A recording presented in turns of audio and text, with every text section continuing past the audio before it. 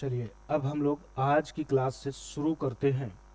Journal entry में कौन कौन से ट्रांजैक्शन कैसे कैसे रिकॉर्ड किए जाएंगे, एकदम सीक्वेंस से देखिएगा। किसी भी क्लास को स्किप नहीं करना है। सारे के सारे कॉन्सेप्ट आपको इतना इजी वे में पढ़ाया जाएगा जिसकी कोई सीमा नहीं है।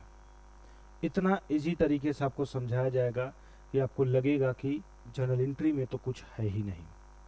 बस इसके लिए करना क्या है, हर एक ट्रांजैक्शन को एकदम कंसंट्रेट होकर के आपको समझना है।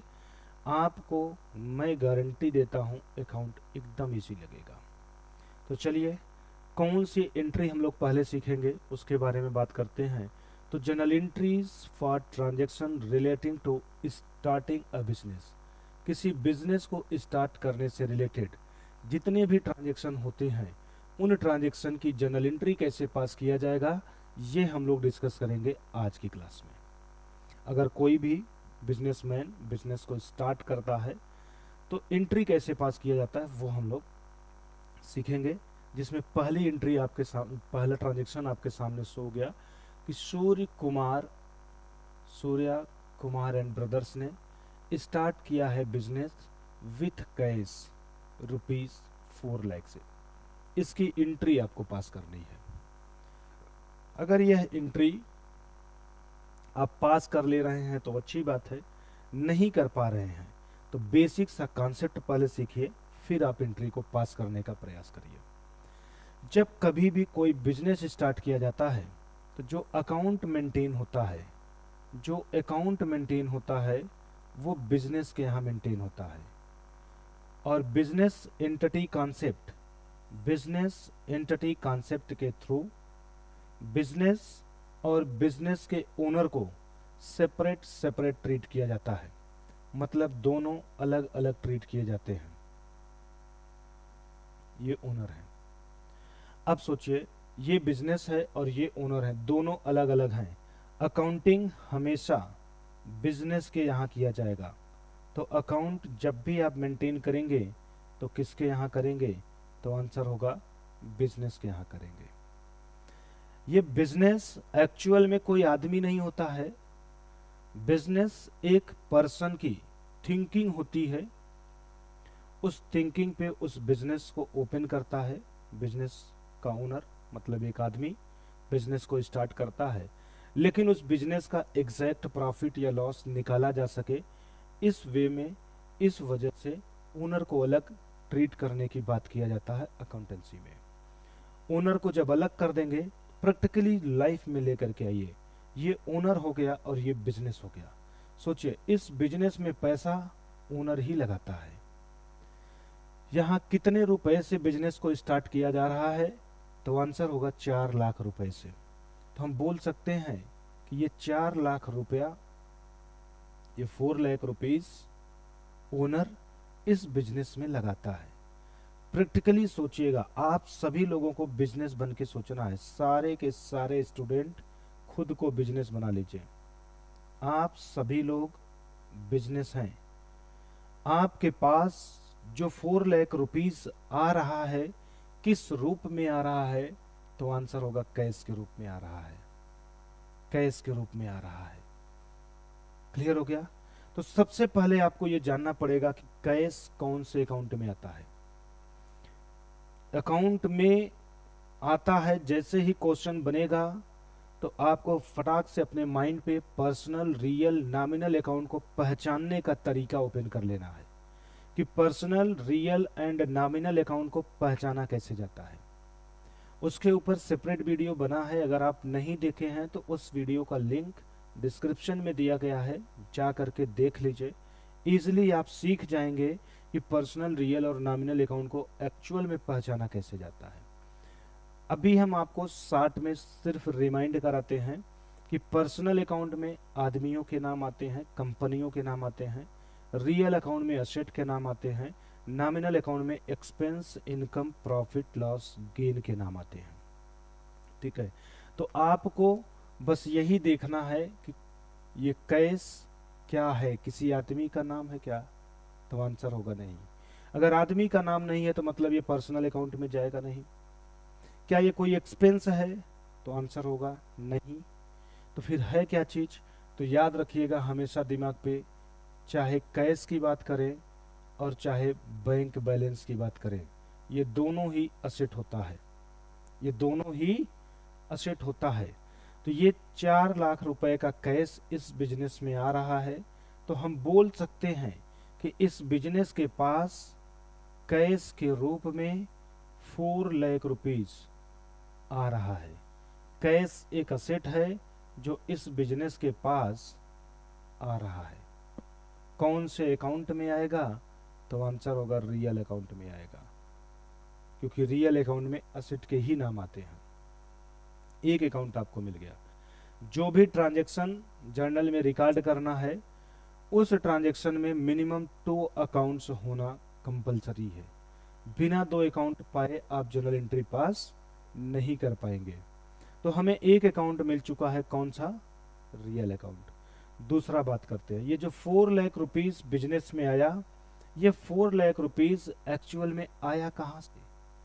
तो आंसर होगा इस ओनर ने दिया है, इस ओनर ने दिया है। तो ओनर तो कोई न कोई आदमी है, तो एक पर्सन है, और किसी भी पर्सन का नाम कौन से अकाउंट में आता है? तो आंसर होगा पर्सनल अकाउंट में। तो हम कह सकते हैं कि हमारे इस ट्रांजैक्शन में 2 अकाउंट मिल गए, एक कैश और दूसरा पर्सन। कैश आता है रियल अकाउंट में, पर्सन आता है पर्सनल अकाउंट में। इन्हीं दोनों अकाउंट का आप रूल जो है अप्लाई कर दीजिए। अगर आपको रूल पता है तो अच्छी बात है, नहीं पता है तो आपको रूल का वीडियो जाके देख लेना है। उस वीडियो का भी लिंक डिस्क्रिप्शन में दिया गया है, उस वीडियो को देख लीजिए, तो आपको तीनों अकाउंट के रूल पता चल जाएंगे। जो लोग नहीं देखना चाहते हैं उनके सामने आप देखेंगे तो अभी आ जाएगा रूल, कि रूल कैसे क्या है। ठीक है, तो रूल की अगर हम बात करें तो रियल अकाउंट का रूल कहता है what comes in debit, what goes out credit. Business में असेट आएगा तो डेबिट, और बिजनेस के बाहर असेट जाएगा तो क्रेडिट। आप सभी लोग अपने आप को बिजनेस बना के सोचिए, जो बिजनेस में 4 लाख का कैश आया है वो इन किया कि आउट किया? तो आंसर होगा इन किया। अब बिजनेस में जब भी असेट इन होगा तो हमेशा डेबिट किया जाएगा, हमेशा डेबिट किया जाएगा। पर्सनल अकाउंट का रूल है रिसीवर होगा तो डेबिट, गिवर होगा तो क्रेडिट। आपको बिजनेस बन के सोचना है, आप बिजनेस हैं और ये एक आदमी है। 4 लाख रुपीज इस आदमी ने दिया या इस आदमी ने पाया? तो आंसर क्या मिलेगा? तो आंसर मिलेगा कि इस आदमी ने दिया। मीन्स ये पर्सन गिवर है, ये पर्सन गिवर है। अब पर्सनल अकाउंट का रूल कहता भी है कि रिसीवर को डेबिट करना है एंड गिवर को क्रेडिट करना है। मतलब ये पर्सन क्या किया जाएगा? तो क्रेडिट किया जाएगा। अगर हम जर्नल एंट्री पास करने की बात करें तो डेबिट कौन होगा? तो आंसर होगा डेबिट कैश होगा। फिर बोले क्रेडिट कौन होगा? तो आंसर होगा ये पर्सन, मीन्स ये ओनर क्रेडिट होगा, है ना। तो एंट्री क्या पास करेंगे? तो एंट्री पास करेंगे cash account debit, cash account debit to जिस पर्सन ने दिया होगा उस पर्सन का नाम, मीन्स जो गिवर है उसका नाम। तो यहां पे गिवर कौन है? ओनर। तो ध्यान रखिएगा कभी भी ओनर का नाम जर्नल एंट्री पास करते समय रिकॉर्ड नहीं करना है। तो मन में क्वेश्चन बना कि ओनर का नाम नहीं लिखेंगे तो फिर कौन से आदमी का नाम लिखेंगे, क्योंकि आदमी तो यही है। तो उसके लिए आपको 2 वर्ड बताए जाएंगे, एक कैपिटल और एक ड्राइंग्स। ये दोनों शब्दों को याद रखिएगा, कब यूज करना है ये जान लीजिए। कैपिटल तब लिखिएगा जब ओनर आपको जर्नल एंट्री में क्रेडिट होता हुआ दिखाई दे रहा हो। अगर आपको लग रहा है कि ओनर को क्रेडिट कर देना चाहिए तो फिर उस केस में ओनर को क्रेडिट मत करिएगा। अगर आपको लगता है कि ये ओनर क्रेडिट हो रहा है तो आप ओनर को क्रेडिट मत करिए, बल्कि क्रेडिट किसको कर दीजिए, कैपिटल को। ठीक इसी तरीके से अगर आपको कभी भी ऐसा लग रहा है कि ओनर डेबिट होना चाहिए, ओनर डेबिट होना चाहिए, तो इस ओनर को डेबिट ना करके किसको कर दीजिए, ड्राइंग्स को। तो कुल मिला के बस ये कॉन्सेप्ट याद रखिएगा कि जर्नल एंट्री पास करते समय अगर ओनर डेबिट हो रहा है तो ओनर का नाम न लिख करके ड्राइंग्स लिखा जाएगा। ओनर अगर क्रेडिट हो रहा है तो ओनर को क्रेडिट न करके कैपिटल लिखा जाएगा। तो यहां पे हम क्या लिखें, तो आंसर होगा कैपिटल। तो to capital account, to capital account, ये आपकी एंट्री पास हो गई।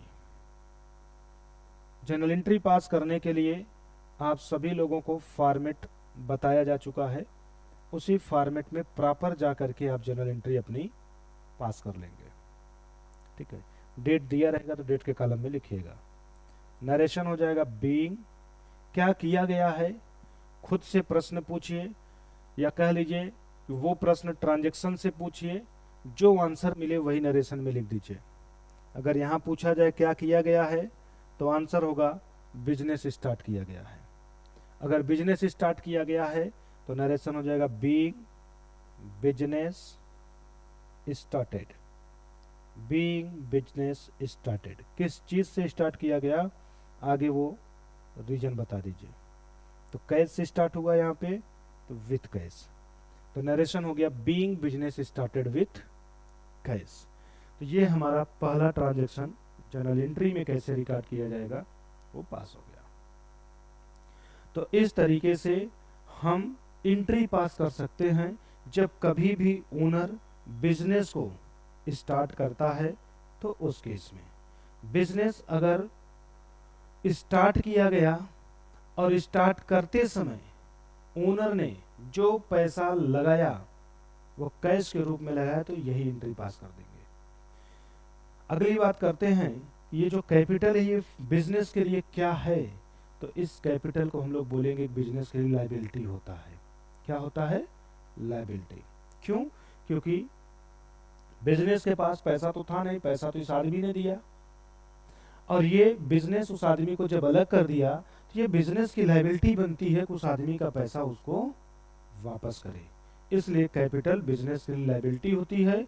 कौन सी लायबिलिटी होती है, तो आंसर होगा इंटरनल लायबिलिटी होती है। ठीक है, तो कैपिटल बिजनेस के लिए इंटरनल लायबिलिटी होती है, ये आप जानते रहिए। तो ये हमारा पहला ट्रांजैक्शन हो गया कंप्लीट बिजनेस स्टार्ट करने से रिलेटेड। इसको आप लोग नोट कर लीजिए। फिर हम अगला जो ट्रांजैक्शन देखेंगे बिजनेस को ही स्टार्ट करने से रिलेटेड है, लेकिन कुछ उसमें दूसरे तरीके से बिजनेस को स्टार्ट किया जाएगा, तो वो ट्रांजैक्शन देखेंगे। बट अभी आप इसको नोट कर लीजिए।